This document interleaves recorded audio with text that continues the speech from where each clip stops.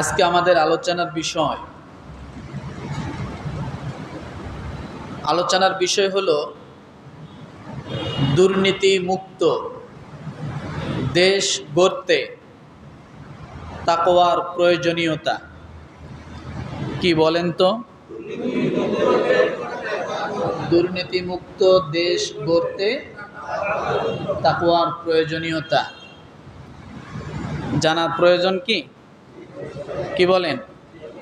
আমরা যারা মুসলিম ইমানদার বলে দাবি করি, নামাজটাই শুধু আমাদের জন্য একক ইবাদত নয়, হজটাই শুধু ইবাদত না, রোজাটাই শুধুমাত্র ইবাদত না। একজন মানুষের জীবনে সমস্ত ন্যায় এবং নৈতিকতা যত কাজ আছে সমস্ত কাজগুলোই ইবাদত। সমস্ত কাজগুলো ইবাদত। খাবার খাওয়া মুসলমানের ইবাদত,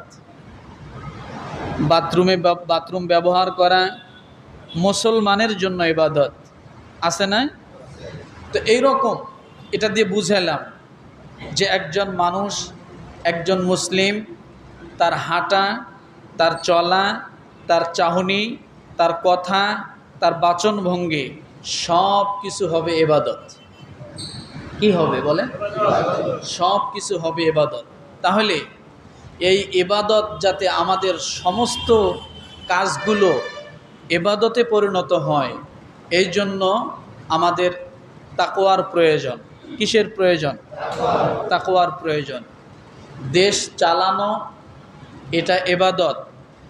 আবার দেশের যে শাসক থাকবে, শাসকের আনুগত্য করা এটাও ইবাদত।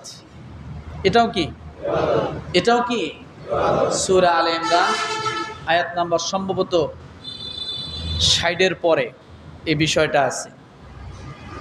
তো ওয়াতিউল্লাহ ওয়া আতিউর রাসূল ওয়া উলিল আমরি মিনকুম, তোমরা আল্লাহর আনুগত্য করো, রসুলের আনুগত্য করো, ওয়া উলিল আমরি মিনকুম, এবং ন্যায়পরায়ণ শাসকের কি করো? আনুগত্য করো।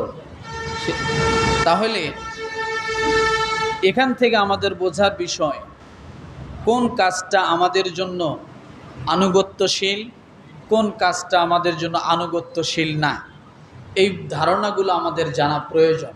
কথা ঠিক না? তাহলে আজকে আমাদের আলোচনার বিষয় কি? দুর্নীতিমুক্ত দেশ গড়তে তাকওয়ার প্রয়োজনীয়তা। আসুন, আল্লাহ পাক রব্বুল আলামিন বলেন সূরাতুল বাকারা আয়াত নাম্বার 281। কত? আল্লাহ পাক রব্বুল আলামিন বলেন ওয়াত্তাকু ইয়াওমান তুরজাউনা ফীহি ইলাল্লাহ সুম্মা তুওয়াফফা কুল্লু নাফসিম মা কাসাবাত ওয়া হুম লা ইউজলামুন। একসঙ্গে বলেন সকলে এদিকে তাকান, মাথা নিচু করবেন না। এটা একটা ক্লাস। এটা একটা কি? প্রতি শুক্রবার একটা ক্লাস, যে ক্লাসে কোরআনের আয়াত থাকে, হাদিস থাকে। কথা ঠিক না?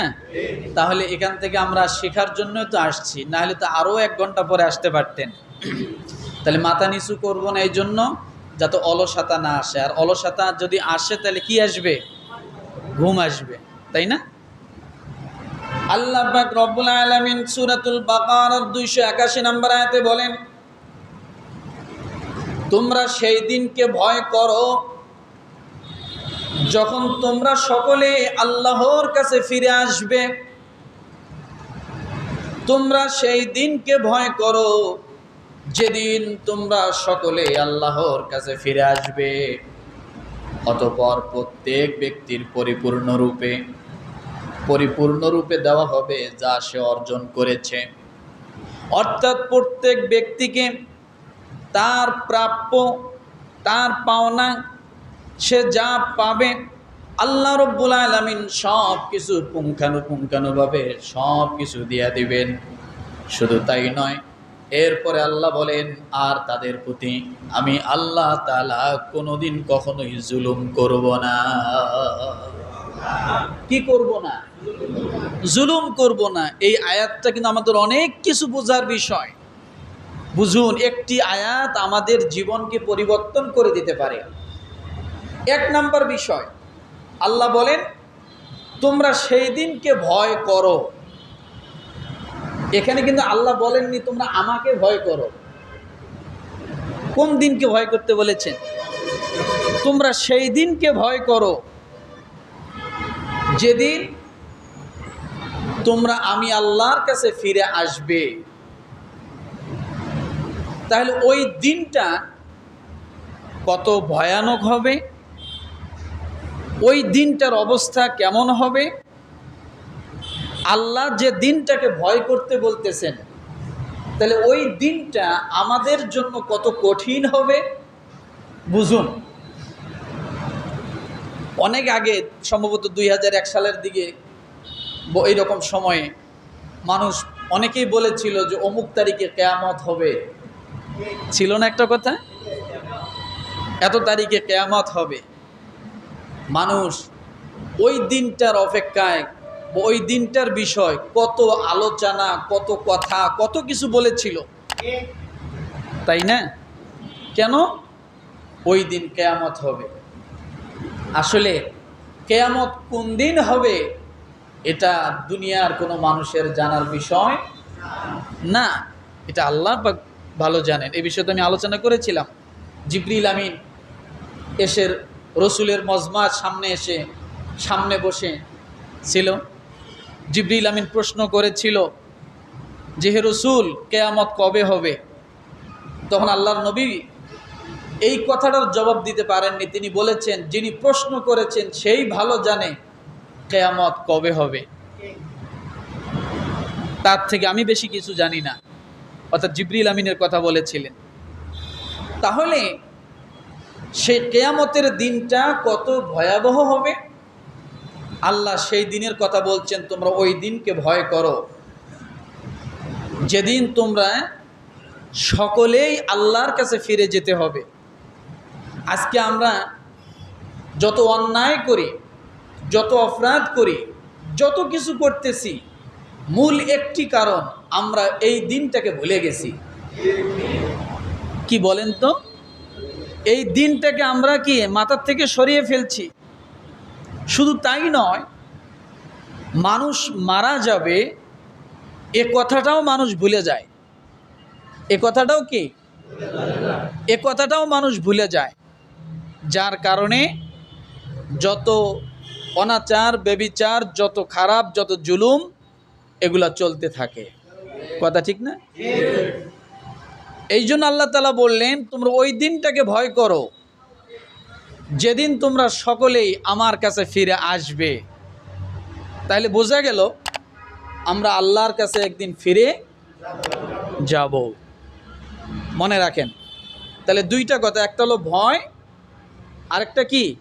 আল্লাহর কাছে ফিরে যাওয়া। এরপরে রব্বুল আলামিন বলেন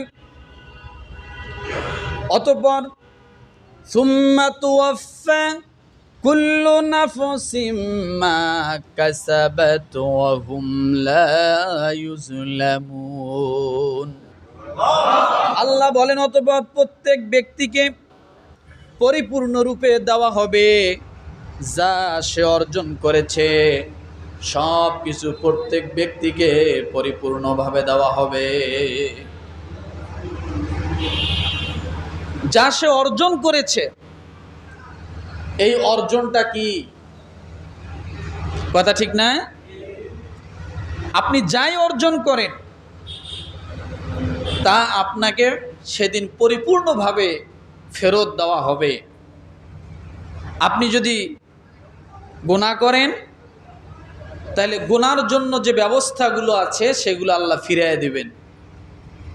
আপনি যদি নেক আমল করেন, নেক আমলের জন্য আপনার জন্য যে ব্যবস্থা আছে আল্লাহ সেগুলো আপনাকে দিবেন।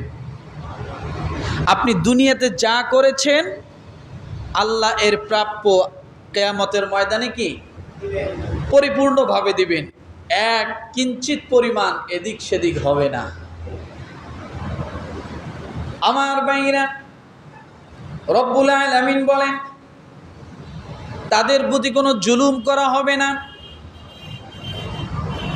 লা ইউকাল্লিফুল্লাহু নাফসান ইল্লা বুসআহা লাহা মা কাসাবাত ওয়া আলাইহা মাকতাসাবাত। রব্বুল আলামিন বলেন কারো প্রতি সেদিন কোনো বাড়াবাড়ি করা হবে না। আল্লাহ তাআলা কাউকে জুলুম করেন না, সাধ্যের বাইরে কাউকে দেন না। শুধু তাই নয়, রব্বুল আলামিন আরেক জায়গায় বলেন ওয়াত্তাকু ইয়াওমান লা তাজজি নাফসুন আন নাফসিন শাইআন ওয়া লা ইউকবালু মিনহা শাফাআতুন ওয়া লা ইউকবালু মিনহা আদলুন ওয়া লা হুম ইউনসারুন। রব্বুল আলামিন ডাক দিয়ে বলেন ওই কিয়ামতের ময়দানে আমি আল্লাহর অনুমতি ব্যতীত কেউ কারোর জন্য সুপারিশ করতে পারবে না।